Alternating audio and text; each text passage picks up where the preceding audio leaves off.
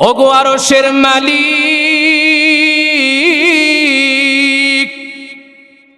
40 বছর অতিবাহিত যেভাবে হওয়ার হয়ে গিয়েছে, সকাল যেভাবে যাওয়ার গিয়েছে, বিকাল যেভাবে পোড়াবার পুড়িয়েছে রে মালিক, হাজার হাজার মানুষের সামনে আপনি আমাকে লজ্জিত করবেন না।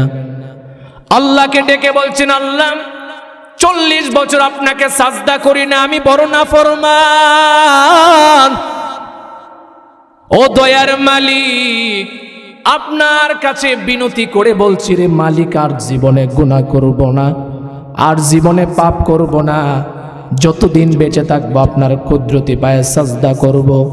লোকটা যখন চোখ দিয়ে গাল বেয়ে দাড়িগুলো বেজে যাচ্ছে, সাথে সাথে আরশের থেকে আল্লাহ রব্বুল আলামিনের পক্ষ থেকে জমিনের মধ্যে রহমতের বৃষ্টি দ্বারা নাজিল হয়ে গিয়েছে।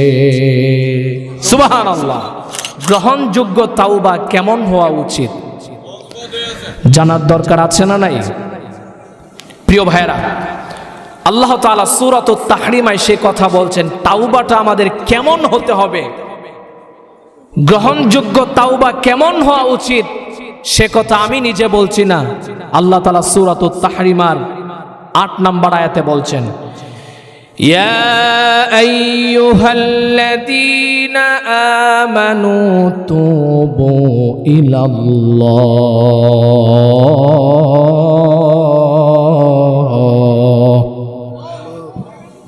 আল্লাহ রাব্বুল আলামিন বলছেন, ওহে ঈমানদারেরা, তুবু ইলাল্লাহ, তোমরা আমি আল্লাহর দিকে ফিরে আসো, তাওবা করে ফিরে আসো। এবার তাওবাটা কেমন হবে আমার কথা না, আল্লাহর ঘোষণা করে জানায় দিলেন, তাওবাতান নাসুহা। আল্লাহ রাব্বুল আলামিন বললেন তাওবাটা হবে এমন, সেই তাওবাটার নাম হচ্ছে তাওবাতান নাসুহা। নাসুহ মানে হলো অবনচিত্তে আল্লাহর কাছে স্যালেন্ডার করা, সব কিছু বাদ দিয়ে, গুনাহ বাদ দিয়ে যখন আল্লাহর দিয়ে কেউ ফিরে আসে অবনচিত্তে, সেটাই হচ্ছে তাওবাতান নাসুহা।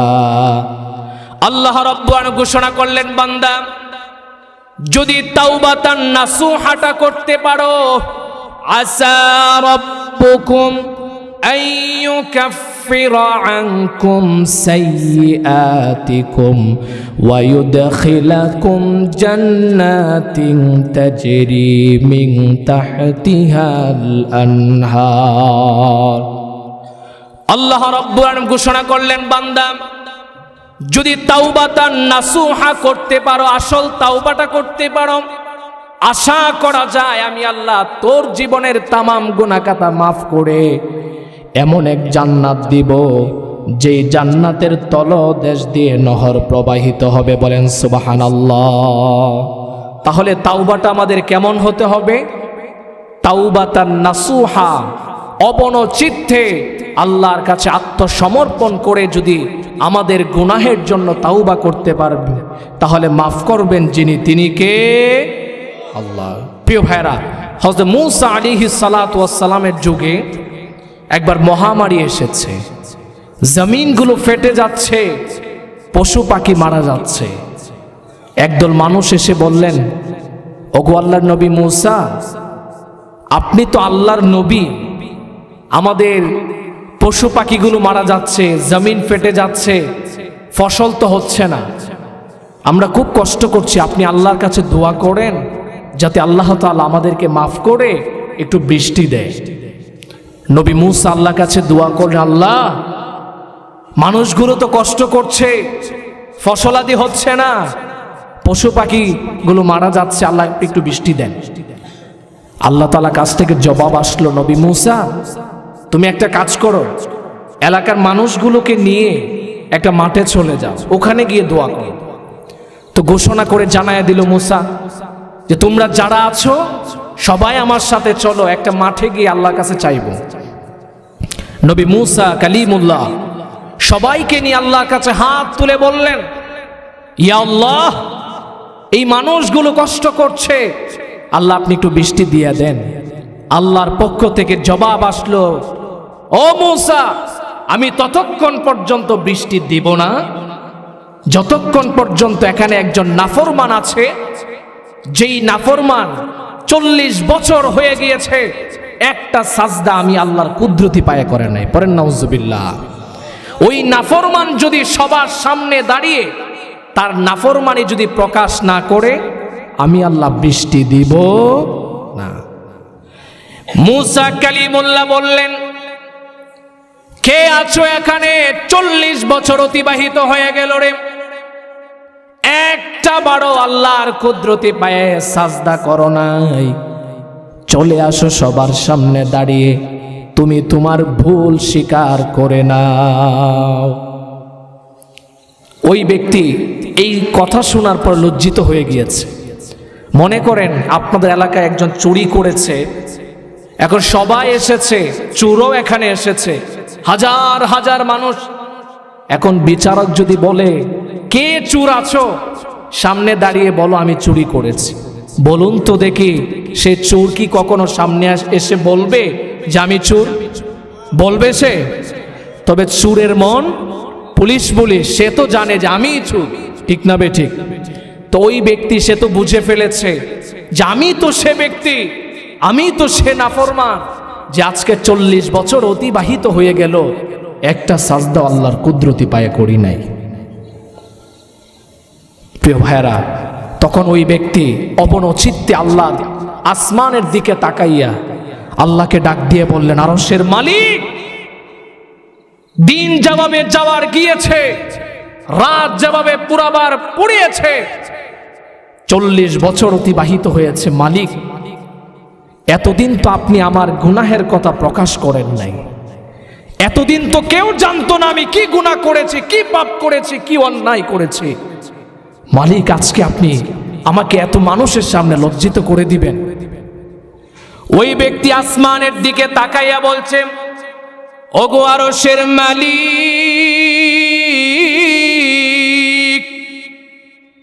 40 বছর অতিবাহিত যেভাবে হওয়ার হয়ে গিয়েছে, সকাল যেভাবে যাওয়ার গিয়েছে, বিকাল যেভাবে পোড়াবার পুড়িয়েছে রে মালিক, হাজার হাজার মানুষের সামনে আপনি আমাকে লজ্জিত করবেন না? আল্লাহকে ডেকে বলছেন, আল্লাহ, 40 বছর আপনাকে সাজদা করি না, আমি বড় নাফরমান। ও দয়ার মালিক, আপনার কাছে বিনতি করে বলছি রে মালিক, আর জীবনে গুনাহ করব না, আর জীবনে পাপ করব না, যতদিন বেঁচে থাকবো আপনার কুদরতি পায়ে সাজদা করব। লোকটা যখন চোখ দিয়ে গাল বেয়ে দাড়িগুলো বেজে যাচ্ছে, সাথে সাথে আরশের থেকে আল্লাহ রব্বুল আলামিনের পক্ষ থেকে জমিনের মধ্যে রহমতের বৃষ্টি দ্বারা নাজিল হয়ে গিয়েছে। সুবহানাল্লাহ। মুসা কালিমুল্লাহ বললেন, আই রব্বুল আলামিন, ব্যাপারটা তো বুঝলাম না। কিছুক্ষণ আগে আপনি বলেছেন আপনি বৃষ্টি দিবেন না ততক্ষণ যতক্ষণ নাফরমান তার নাফরমানির কথা প্রকাশ না করবে, মেনে না নেবে। এখন কি হলো? আপনি বৃষ্টি দিয়ে দিলেন, বুঝলাম না। আল্লাহ রাব্বুল আলামিন ডাক দিয়ে বলেন, ও মুসা, যেই ব্যক্তির জন্য আমি আল্লাহ বৃষ্টি বন্ধ করে দিলাম, আমি আল্লাহ ওই ব্যক্তির জন্য আমি আল্লাহ বৃষ্টি দিয়ে দিলাম। কারণ হলো মুসা, শোনো, তার কারণ হচ্ছে ওই ব্যক্তি এমন ভাবে কাকুতি মিনতি করে আমি আল্লাহকে ডেকেছে, আমি আল্লাহ রাব্বুল আলামিনকে ডাকছে, চোখের পানিগুলো ফেলে ফেলে কাঁদছে। আমি আল্লাহ রাব্বুল আলামিন তার কথা শুনে আমি আল্লাহর দেরি করতে পারি নাই, বিলম্ব করতে পারি নাই। এমন ভাবে সে ডেকেছে, আমি আল্লাহর আরশের মধ্যে গিয়ে আঘাত লেগেছে। আমি আল্লাহর সাথে সাথে তার 40 বছরের তামাম গুনাহখাতা মাফ করে সাথে সাথে আসমান থেকে রহমতের বৃষ্টি বর্ষণ করে দিলাম। সুবহানাল্লাহ। 40 বছর আল্লাহর কুদরতি পায় একটা সাজদা করে নাই। মাফ করতে হবে, করবে কি করবে না? দেখুন, কোরআনে এমন একটা আয়াত আছে, এমন আশা, এমন ভরসার আয়াত আর একটাও নাই। আল্লাহ রাব্বুল আলামিন সে কথা কোরআনে বলছেন, قل يا عبادي الذين أسرفوا على أنفسهم لا تقنطوا من رحمة الله বলেন সুবহানাল্লাহ। আল্লাহ রাব্বুল আলামিন বলছেন, ও আমার প্রিয় হাবিব, আপনি আমার বান্দাদেরকে জানায়া দেন, ইয়া ইবাদি, আপনি আমার বান্দাদেরকে জানায়া দেন যারা নিজের নফসের সাথে জুলুম করেছে, যারা অন্যায় করেছে, পাপ করেছে, তারা যাতে আমি আল্লাহর রহমত থেকে নিরাশ না হয়ে যায়। আল্লাহ রাব্বুল আলামিন বলছেন, আমি আল্লাহ রাব্বুল আলামিন সমস্ত গুনাহ ক্ষমা করি। ইন্নাহু হুয়াল গফুরুর রহিম। আল্লাহ তাআলা বলছেন, বান্দা তুমি যত অন্যায় করেছো, যত পাপ করেছো, সারা জীবন নামাজ পড়ো নাই, সুদ খেয়েছো, ঘুষ খেয়েছো, জুলুম করেছো নিজের সাথে, আমি আল্লাহর রহমত থেকে তুমি নিরাশ হয়ে যেও না। তুমি হাত তুলে তাওবা করে যদি আমি আল্লাহর কাছে ফিরে আসতে পারো, আল্লাহ বলছেন, ইন্নাল্লাহা ইয়াগফিরুয যুনুবা জামিআ, আমি আল্লাহ নিশ্চয়ই সমস্ত গুনাহকে মাফ করে দিতে পারি। বলেন সুবহানাল্লাহ। একবার হযরত ওমর ফারুক রাদিয়াল্লাহু তাআলা আনহু নবীর দরবারে যাচ্ছিলেন, পথিমধ্যে এক যুবকের সাথে সাক্ষাৎ। যুবক এত হাউমাউ করে কান্নাকাটি করছে, ওমর একটু দাঁড়ালেন, বললেন, যুবক কি ব্যাপার, এত হাউমাউ করে কান্না করা কি আছে? যুবক তখন বললেন, ওমর, আমি এমন অন্যায় করেছি, এত বড় পাপ করেছি, সেজন্য আমি কান্নাকাটি করছি। হযরত ওমর ফারুক রাদিয়াল্লাহু তাআলা আনহু তার কান্না দেখে নিজেও কেঁদে ফেললেন। কিছু মানুষ আছে দেখবেন, ওদের কান্না দেখলে আরেকজনের কান্না চলে আসে, ঠিক না বেঠিক? তো ওমর ফারুক ওই যুবকের কান্না দেখে নিজেও কেঁদে ফেললেন। তো কাঁদতে কাঁদতে নবীর দরবারে গেলেন। আল্লাহর হাবিব জিজ্ঞেস করলেন, ওমর আপনি কাঁদছেন কেন? তখন ওমর ফারুক রাদিয়াল্লাহু তাআলা আনহু বললেন যে, আমি পথিমধ্যে রাস্তায় দেখলাম একটা যুবক হাউমাউ করে কাঁদছে। নবীজি বললেন, ওমর আপনি আমার দরবারে তাকে ডেকে আনুন। ওমর রাদিয়াল্লাহু তাআলা যুবককে নিয়ে আসলো দরবারে নবীজি। তে আবার নবীজি যুবককে জিজ্ঞেস করলো, যুবক তুমি কেন হাউমাউ করে কান্নাকাটি করছো? যুবক বললেন, ইয়া রাসূলুল্লাহ, ইয়া হাবিবাল্লাহ, এত বড় অন্যায় আমি করেছি, এত গুনাহ করেছি, এত বড় পাপ করেছি, এই জন্য আমি জানি না আল্লাহ তাআলা আমাকে মাফ করে কিনা, সেজন্য আমি কান্নাকাটি করছি। নবীজি বললেন, যুবক তুমি কি আল্লাহ সুবহানাহু ওয়া তাআলার রহমতের থেকেও তোমার গুনাহ বড় হয়ে গিয়েছে? যুবক বললেন, ইয়া রাসূলুল্লাহ, আল্লাহর রহমতের থেকেও আমার গুনাহ বড়, এমন ধারণা রাখা ভালো। এবার নবীজি বললেন, যুবক বলো তো দেখি, আল্লাহ রাব্বুল আলামিনের আরশ থেকেও তোমার গুনাহ বড় নাকি? যুবক বললেন, ইয়া রাসূলুল্লাহ, ইয়া হাবিবাল্লাহ, ওগো নবীজি, আল্লাহ রাব্বুল আলামিনের আরশ থেকেও আমার গুনাহ বড়। বিশ্ব নবী রাহমাতুল লিল আলামিন বললেন, যুবক এত বড় গুনাহ তুমি করেছো, এত বড় অন্যায় তুমি করেছো, কি অন্যায় করেছো বলো তো দেখি? যুবক বললেন, ইয়া রাসূলুল্লাহ, আমার কাজ হলো রাতের আঁধারে কবর খুদে খুদে ওই মৃতদেহ থেকে তার কাফনের কাপড় কানা চুরি করে আমি বেচে দিতাম।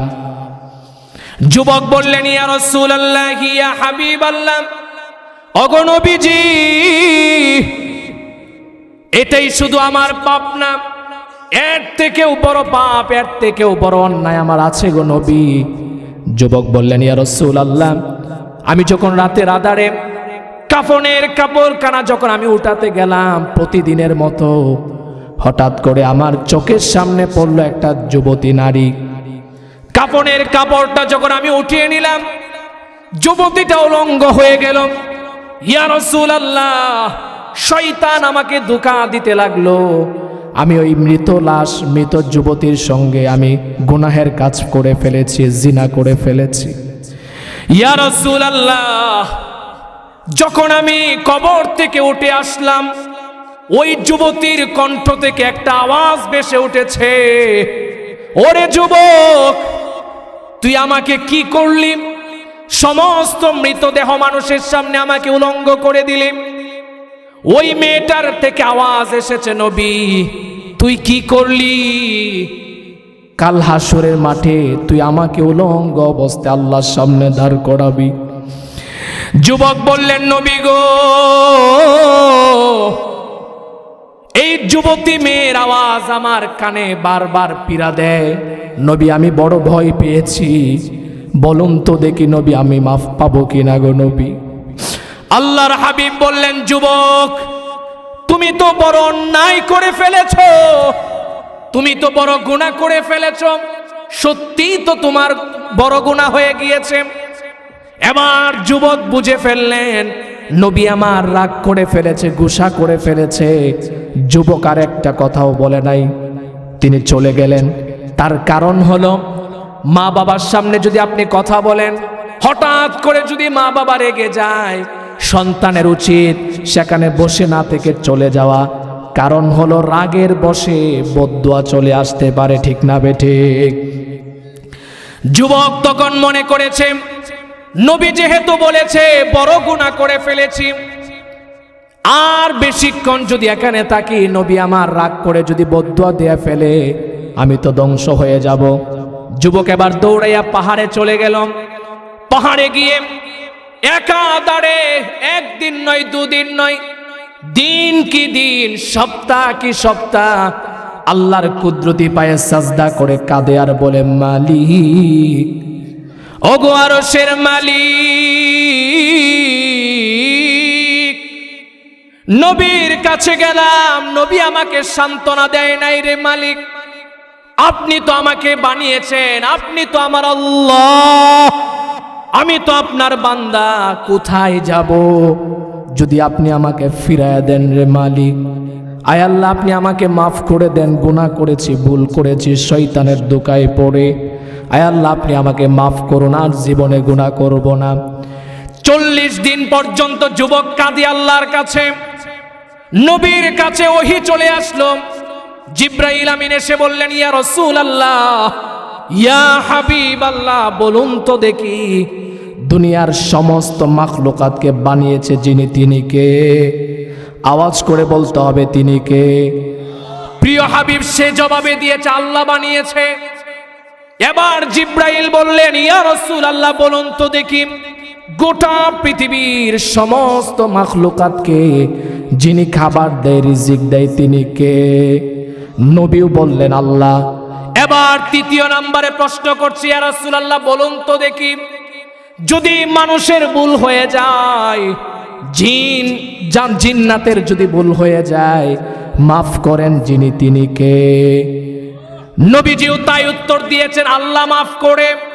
এবার আসল কথা বলছে, ইয়া রাসূলুল্লাহ, আজ থেকে 40 দিন পূর্বে একটা যুবক আপনার কাছে এসেছিল, নবী আপনি জানেন না, আপনি তাকে তাড়িয়ে দিয়েছেন, কিন্তু আমার আল্লাহ তাকে মাফ করে দিয়েছে।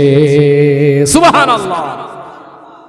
মৃত লাশের সাথে জিনা করেছে, এরপর আল্লাহ মাফ করে দিয়েছে। যুবক তোমাকে এখান থেকে বুঝতে হবে, আমার বৃদ্ধ বাবাজিরা, আজকে মৃত বার্ষিকীর মাহফিল, কত মানুষ দুনিয়া থেকে চলে গিয়েছে। আজকের এই মাহফিল শুধু আজকে না, আগেও হয়েছে, যারা ছিল তারা আজকে নাই, কিন্তু আমাদেরও একদিন চলে যেতে হবে। গুনাহ যা করলাম কার দিকে ফিরে আসতে হবে। এই ঘটনা থেকে আমাদের বোঝা গেল, যত অন্যায় করি, যত ভুল করি, যদি অবনচিত্তে আল্লাহর দিকে ফিরে আসতে পারি, আমার আল্লাহ রব্বুল আলামিন ঘোষণা করে জানায়া দিলেন সূরাতুন নূরে, ওয়াতুবু ইলাল্লাহি জামিআন আইয়ুহাল মুমিনুনা লাআল্লাকুম তুফলিহুন। আল্লাহ রব্বুল আলামিন ঘোষণা করলেন, বান্দা তুই গুনাহ করলি, আমি আল্লাহর কাছে তুই ফিরে আসো, সবাই মিলে যদি তাওবা করে আল্লাহ বললেন তোদেরকে আমি আল্লাহ মাফ করে সফলতার চূড়ান্ত পর্যায়ে পৌঁছে দিব। ফিরে আসা, আওয়াজ করে বলতে হবে আমাদের কার দিকে ফিরে যেতে হবে? এবার আসুন, চারটি বিষয় যদি আমাদের তাওবায় না থাকে আমাদের তাওবা কবুল হবে না। এক নাম্বার বিষয়, আপনি যখন তাওবা করবেন সাথে সাথে যত গুনাহ আছে সব গুনাহ ছেড়ে দিতে হবে তাৎক্ষণিক। নাম্বার দুই, তাওবাটা হবে আন্তরিকতার সাথে, সারেন্ডার হয়ে আল্লাহর কাছে বিনয়ের সাথে।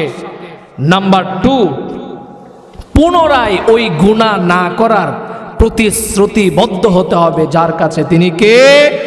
আল্লাহর কাছে। সর্বশেষ বান্দার হক বান্দার কাছে ফিরিয়ে তারপরে তাওবা করতে হবে। এখন মনে করেন 5,000 টাকা কারো কাছ থেকে ধার নিয়েছেন, এখন ওই বেটাকে আপনি ফিরিয়ে না দিয়ে আপনি নামাজের মুসল্লায় বসে আল্লাহকে বলছে আল্লাহ আমি তো দিতে পারতেছি না, আপনি মাফ করে দেন। মাফ হবে?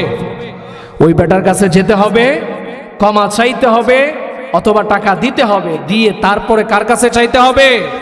আল্লাহর কাছে। এখন দেখেন না, মানুষকে কষ্ট দেওয়া, মানুষের কাছে কথা আমানত রাখা, মানুষ আমাদের কাছে কথা আমানত রাখে কিনা? টাকা যেমন ধার দেওয়া যায়, কথাও এমন ধার দেওয়া যায়। কথা বলেন ঠিক কিনা? কথা বলে যদি বলে আপনাকে ভাই বলিয়েন না, এটা মানে আমানত। এই জন্য এই আমানতগুলো যদি নষ্ট করেন, কাউকে কষ্ট দেন, ওই বেটার কাছে গিয়ে ক্ষমা চাইতে হবে যে দুনিয়াতে বেঁচে থাকে। তারপরে যদি আমরা এই চারটি শর্ত আমাদের মধ্যে থাকে, তওবা যিনি কবুল করবেন তিনি কে? আল্লাহ। 4 নাম্বার বিষয় হচ্ছে তাওবাকারীদের জন্য কি কি পুরস্কার জানার দরকার আছে না নাই? মিষ্টি না খায়া গেলে হবে? সব আলোচনা শুনলাম, এখন যদি পুরস্কারের কথা না শুনি তাহলে হবে? আল্লাহ তাআলা 4টি পুরস্কার রেখেছে। কয়টি পুরস্কার? আর আওয়াজ করে বলতে হবে কয়টি পুরস্কার? 4টি। আল্লাহর হাবিব সাল্লাল্লাহু আলাইহি ওয়াসাল্লাম ঘোষণা করলেন, যদি কোনো বান্দা তাওবা করে আল্লাহর দিকে ফিরে আসে, নবী বললেন 1 নাম্বার পুরস্কার হলো হাবিবুল্লাহ। তাওবাকারীর জন্য 1ম নাম্বার পুরস্কার হলো তাওবাকারী আল্লাহ তাআলার প্রিয় হাবিব হয়ে যায়। বলেন সুবহানাল্লাহ। ভালোবাসা হাবিবের কয়েকটি অর্থ হয়ে থাকে। একটি অর্থ সাদিক মানেও বন্ধু, খালিল মানেও বন্ধু, হাবিব মানেও বন্ধু। কিন্তু যারা শব্দ বিশ্লেষণ করেছে, হাবিব এবং খালিল বন্ধুর অর্থ ভিন্ন ভিন্ন করেছে। খালিল মানে হলো যে শুধুমাত্র আল্লাহর প্রেমে পাগল, আল্লাহকে বেশি ভালোবাসে, তিনি হচ্ছেন খালিল। আল্লাহ তাআলা কোরআনে বলছেন আমি ইব্রাহিমকে খালিল বানিয়ে দিয়েছি। বলেন সুবহানাল্লাহ। হাবিবুল্লাহ মানে হচ্ছে আল্লাহ যাকে ভালোবাসে। আমার নবী, প্রিয় নবী মুহাম্মদ আরবি সাল্লাল্লাহু আলাইহি ওয়াসাল্লাম, যাকে আল্লাহ ঘোষণা করলেন আপনি হলেন হাবিবুল্লাহ। সুবহানাল্লাহ। আল্লাহ ঘোষণা করলেন নবী আমি আপনাকে স্বয়ং ভালোবাসি। বলেন সুবহানাল্লাহ। আর নবীজি বললেন আমার উম্মতেরা শোনো শোনো, যদি তোমরা তাওবা করে আল্লাহর দিকে ফিরে আসো, এর উপরে ইস্তেকামাত থাকো, কায়েম দায়েম থাকো, নবী আমি ঘোষণা করে দিলাম তোমরাও আমি আল্লাহর হাবিব হয়ে যাবে। সুবহানাল্লাহ। তাহলে আমরা আল্লাহর হাবিব হতে চাই কি চাই না?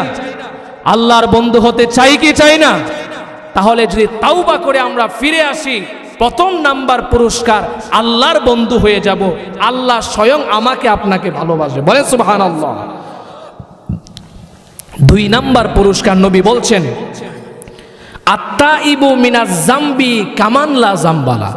নবী বললেন যারা তাওবা করে আল্লাহর দিকে ফিরে আসে তারা এমন হয়ে যায় কেমন জানি জীবনে একটা গুনাহ করে নাই। সুবহানাল্লাহ। তার আওয়াজ নাই, বাড়িতে গিয়ে বলবেন সুবহানাল্লাহ। বলেন না সুবহানাল্লাহ। একটা সুবহানাল্লাহ বলার দ্বারা জান্নাতে একটা গাছ হয়ে যায়। বলেন আল্লাহু আকবার। তাহলে নবী বললেন তাওবাকারীর জন্য 2য় নাম্বার পুরস্কার হলো আত্তাইবু মিনাজ জামবি কামান লা জামবালা। নবী বলছেন আমার উম্মতেরা শোনো, যারা তাওবা করে আমি আল্লাহর দিকে ফিরে আসবে, আমার আল্লাহ রাব্বুল আলামিন এমন করে গুনাহ মাফ করে দিবে মনে হয় জীবনে আর একটা গুনাহও হয় নাই। সুবহানাল্লাহ। 3 নাম্বার হচ্ছে যারা তাওবা করে আল্লাহর দিকে ফিরে আসবে, কোরআনে আল্লাহ বলছেন ইন্না ইবাদি লাইসা লাকা আলাইহিম সুলতান ইল্লা মান ইত্তাবাআকা মিনাল মুমিনিন। সুবহানাল্লাহ। আল্লাহ রাব্বুল আলামিন বলছেন যারা তাওবা করে ফিরে আসবে, ইন্না ইবাদি লাইসা লাকা আলাইহিম সুলতান, শয়তানকে আল্লাহ ঘোষণা করে যারা তাওবা করে ফিরে আসলো আমার দিকে, আল্লাহ বললেন শয়তান শুনে রাখ, তোরা আমি আমার বান্দাদেরকে তুই শয়তানিতে ফেলতে পারবি না, তুই আমার বান্দা বান্দীদের সাথে কখনো বিজয়ী হতে পারবে না। সুবহানাল্লাহ।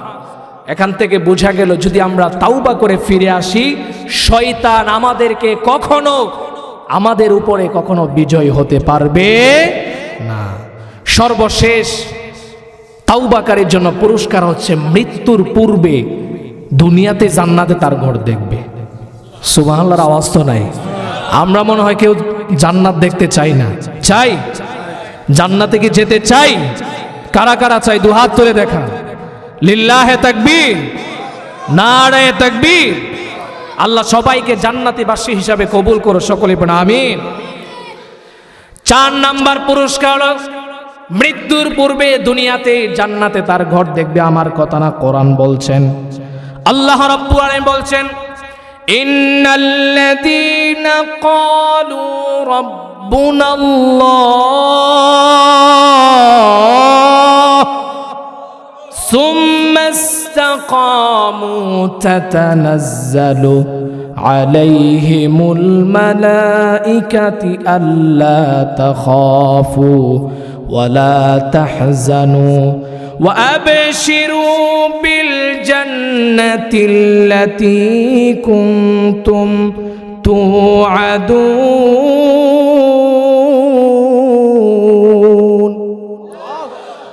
আল্লাহ রাব্বুল আলামিন ঘোষণা করলেন ইন্নাল্লাযীনা ক্বালু রাব্বুনাল্লাহ, যারা আমি আল্লাহকে একক হিসাবে মেনে নিয়েছে, প্রভু হিসাবে মেনে নিয়েছে, সুম্মাস্তাকামু, এবং এর উপরে ইস্তেকামাত থেকেছে, দায়েম কায়েম থেকেছে। আল্লাহ বললেন বান্দা আল্লাহ তাখাফু ওয়ালা তাহজানু, মৃত্যুর পূর্বে তোর কোনো চিন্তা নাই, টেনশন নাই। মুফাসসিরিনে কেরাম তাফসীর করেছে আল্লাহ তাহজানু, আল্লাহ তাখাফু, খাউফ এবং হুজনের মধ্যে পার্থক্য করেছে। খাউফ মানে হলো ভবিষ্যতের ভয়, আর হুজন মানে হলো অতীতের ভয়। এই ব্যাখ্যা আল্লাহ কোরআনে অন্য আয়াতের মধ্যে পরের অংশই বলছেন। আল্লাহ রাব্বুল আলামিন বলছেন নাহনু আউলিয়াউকুম ফিল হায়াতিদ দুনিয়া ওয়া ফিল আখিরাহ। আল্লাহ রাব্বুল আলামিন বলছেন খাউফ মানে হলো ভবিষ্যতের ভয়, ভবিষ্যৎ মানে হলো কি আখিরাতের ভয়। আখিরাতে কি অবস্থা হবে, জাহান্নামী হব, আল্লাহর আযাব নাকি আমার উপরে আসে, আর একটা ভয় থাকে। আল্লাহ বলেন আল্লাহ তাখাফু, তোর আখিরাতের ভয় নাই। ওয়ালা তাহজানু মানে হলো নাহনু আউলিয়াকুম ফিল হায়াতিদ দুনিয়া, দুনিয়ায় তোর কোনো ভয় নাই, চলে গেলি, তোর সন্তান আছে, কে পালবে, কে দেখবে? আল্লাহ বললেন আল্লাহ তাখাফু ওয়ালা তাহজানু নাহনু আউলিয়াকুম ফিল হায়াতিদ দুনিয়া ওয়া ফিল আখিরাহ, দুনিয়াতেও ভয় নাই, আখিরাতেও ভয় নাই। আমি আল্লাহ রাব্বুল আলামিন তোর জন্য পুরস্কারের ব্যবস্থা রেখে দিয়েছি। সুবহানাল্লাহ। তাহলে যারা তাওবা করে আল্লাহর দিকে ফিরে আসবে, দুনিয়াতেও ভয় নাই, আখিরাতেও ভয় আছে। কার কথা? আল্লাহ তাখাফু ওয়ালা তাহজানু, এর ব্যাখ্যা নাহনু আউলিয়াউকুম ফিল হায়াতিদ দুনিয়া ওয়া ফিল আখিরাহ। বলেন না সুবহানাল্লাহ। তাহলে মৃত্যুর যন্ত্রণা আছে না নাই? যদি আমরা তাওবা করে আল্লাহর দিকে ফিরে আসি, আমাদের কোনো টেনশন থাকবে না। এই ওয়াদা যিনি দিয়েছেন তিনি কে? তাহলে এই 4টি পুরস্কারকে আমরা নিতে চাই। আল্লাহ তাআলা সবাইকে কবুল করো, সকলে পড়ে আমিন। সর্বশেষ হচ্ছে ইস্তিগফারের বারাকা। 2টি কথা বলে শেষ করে দিচ্ছি। নবীজির হাদিস, মান লাজিমাল ইস্তিগফার জাআলাল্লাহু লাহু মিন কুল্লি দীকিম মাখরাজা। বলেন সুবহানাল্লাহ। যারা বেশি বেশি করে ইস্তেগফার পড়বে আল্লাহ তাআলা তার দুটি জিনিস থেকে তাকে হেফাজত করবে। দুটি ওয়াদা। কয়টি? এক নাম্বার, মান লাজিমাল ইস্তিগফার, লাজিমা লাওয়াজেম এর অর্থ হচ্ছে আপনি বারবার ইস্তিগফার পড়া, ইস্তিগফারের সাথেই লেগে থাকা, আঠার মতো লেগে থাকা, বারবার ইস্তিগফার, উঠা বসা অবসর সময়গুলোতে যদি ইস্তিগফার পড়ি আল্লাহ তাআলা তার রিজিকের ব্যবস্থা করে দেবে। বলেন সুবহানাল্লাহ।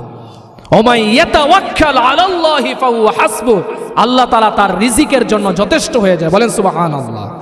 দুই নাম্বার হচ্ছে যত টেনশন আছে, বিপদ আপদ আছে, চলতে ফিরতে বিপদ আছে না নাই?